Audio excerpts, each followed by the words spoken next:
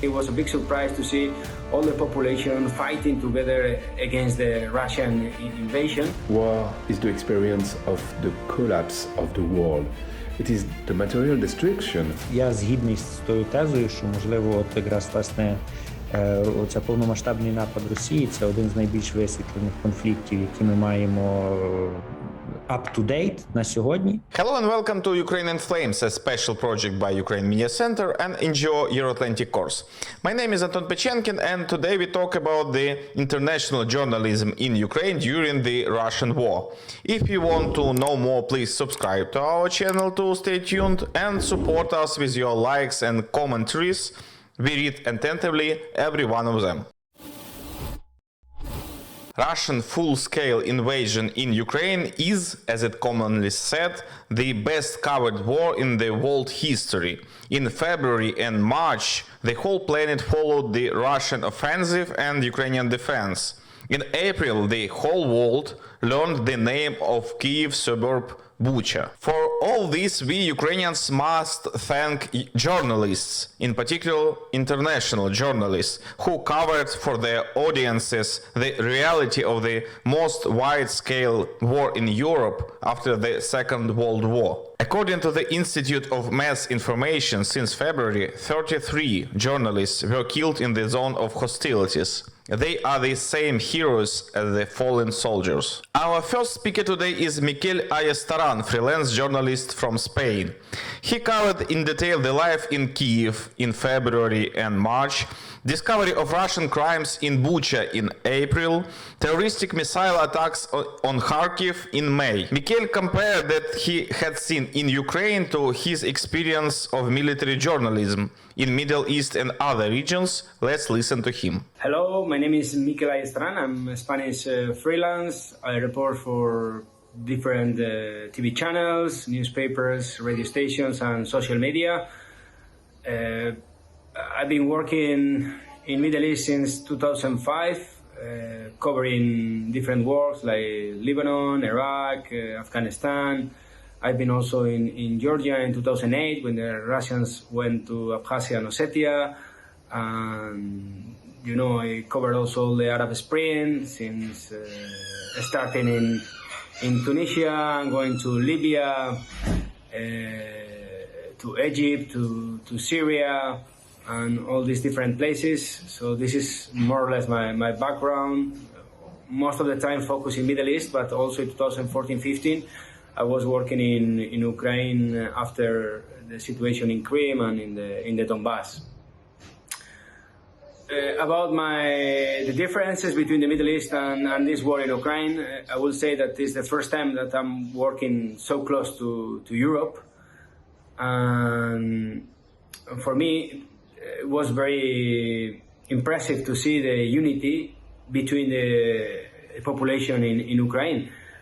I'm used to work in the Middle East, as I told you before, and in countries like Iraq, for example, the sects the people are divided. The Sunnis and the Shias, the Christians and the Muslims.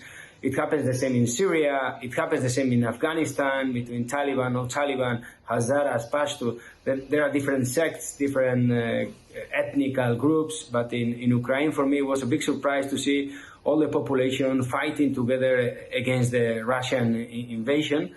And also I was so impressed to see how all the population, was working together and doing anything, to fight in order to protect the land. It was so impressive for me, this unity. This is for me one of the most important things when I talk about Ukraine, is the unity of the people against the invasion.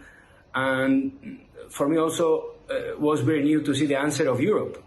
I'm used to see all my friends from Syria, from Iraq, from Afghanistan, that they don't have any chance to travel to Europe as a refugee. It's so difficult for them.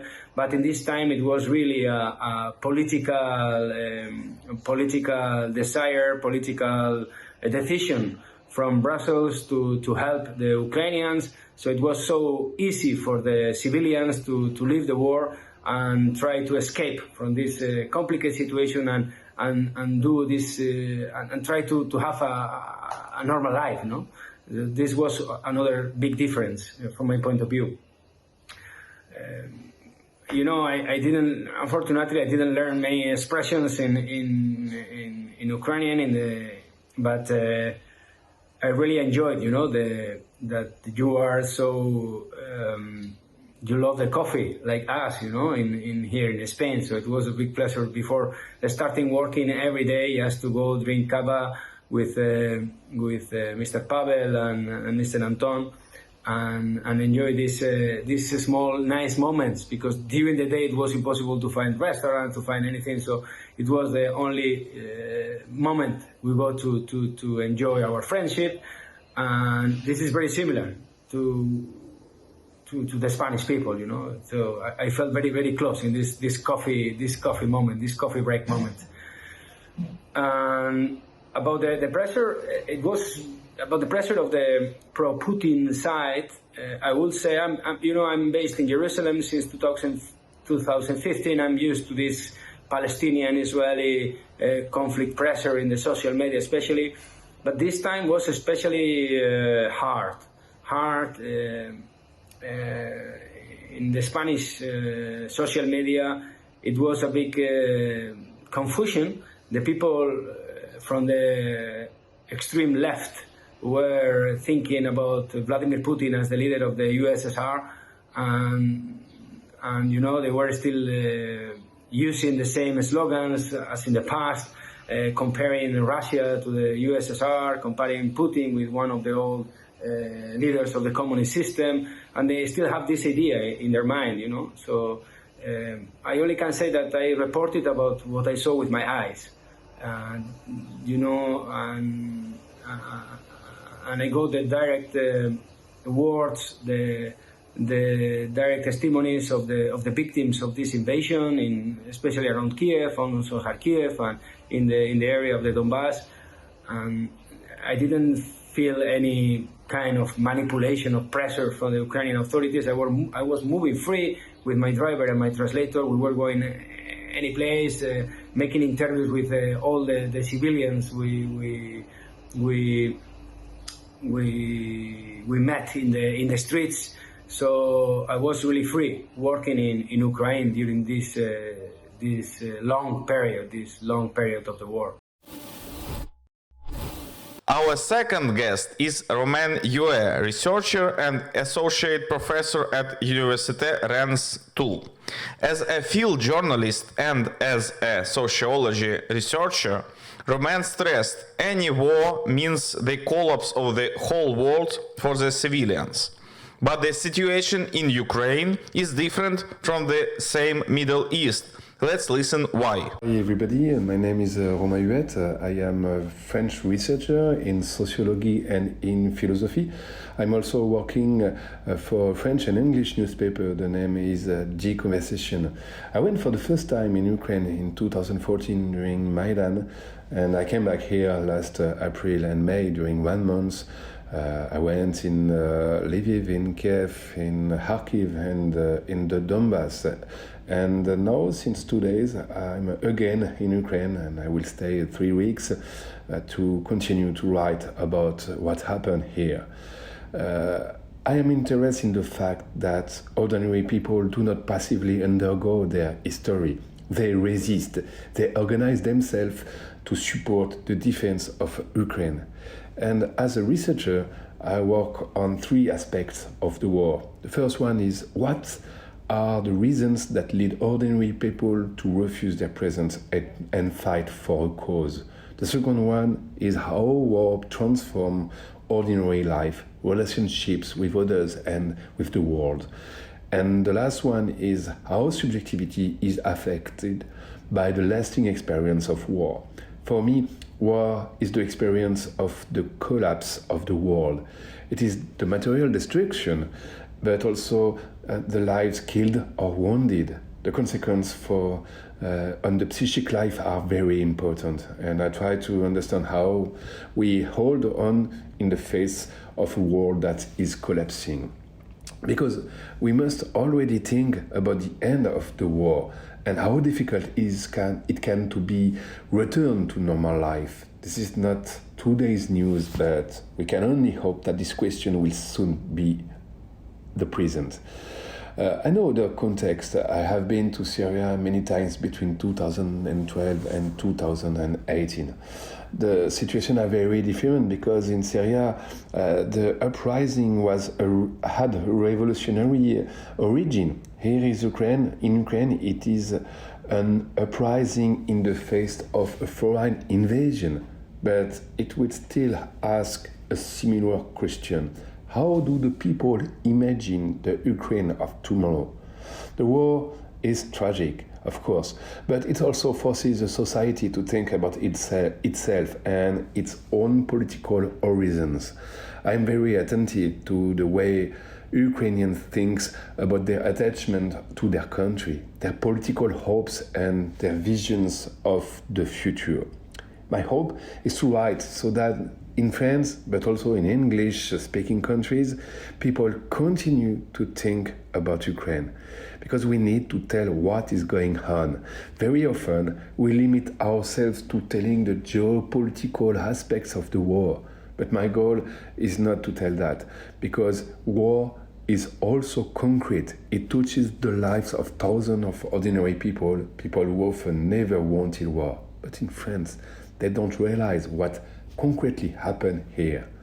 I think my articles are well received. In fact, the support for Ukraine is massive. But the main risk, it is the trivialization of the situation. It is the fact of getting used to the war and of not being indignant anymore. So I try to write to keep the story alive.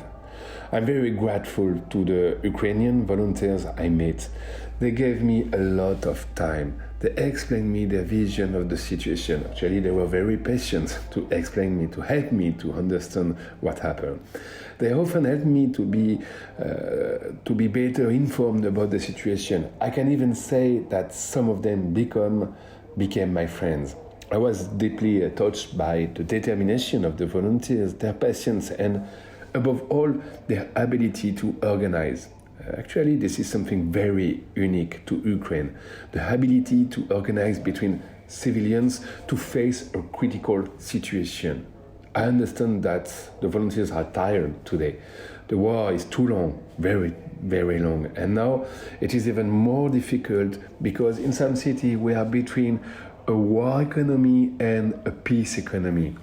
It is then difficult to work as before, but to continue also the war effort. This requires a lot of energy and tires everyone. I have many memories of my experience here in Ukraine, in Kharkiv or in the Donbass. I have witnessed appalling destruction, but I have also seen moments of solidarity.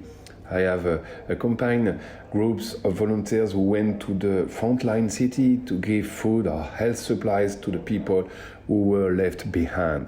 They do an amazing job. I see that working hard day after day, forgetting the danger, forgetting their own lives to help the most vulnerable people. This solidarity is touching, and I hope that it will still be strong when peace returns.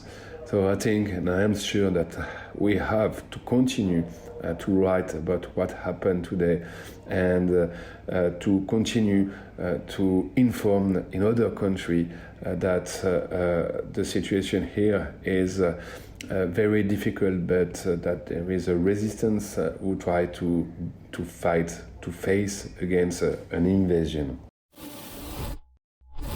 Our last speaker for today is Mykola Balaban, Deputy Head of the Center for Strategic Communications and Information Security of Ukraine.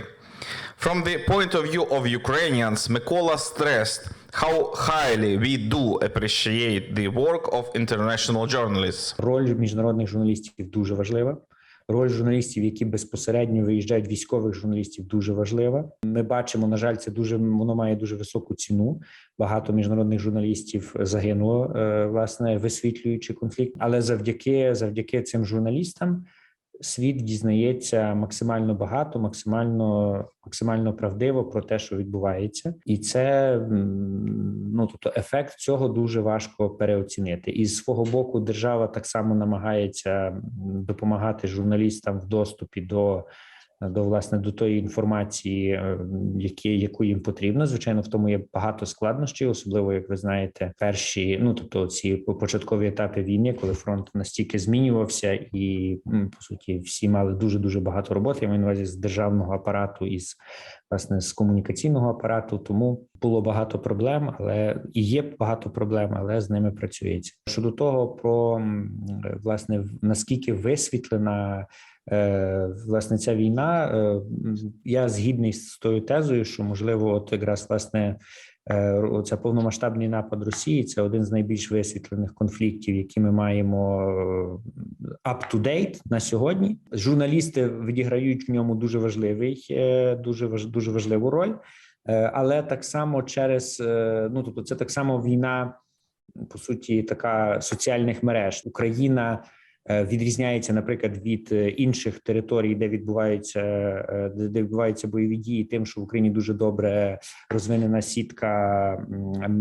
сітка власне телекомунікаційна.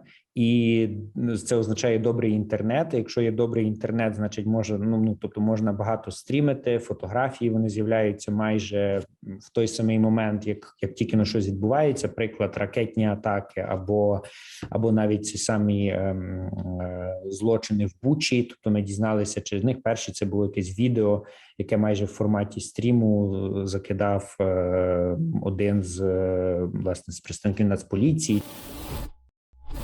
You have been watching this special project by Ukraine Media Center and NGO Euro-Atlantic course dedicated to the Russia-Ukraine war, Ukraine in Flames. In description there is also information how personally you can help Ukraine in our struggle against the Russian invasion. If you find our job interesting and useful, please like and comment this video. And thank you for watching. Everything is gonna be Ukraine.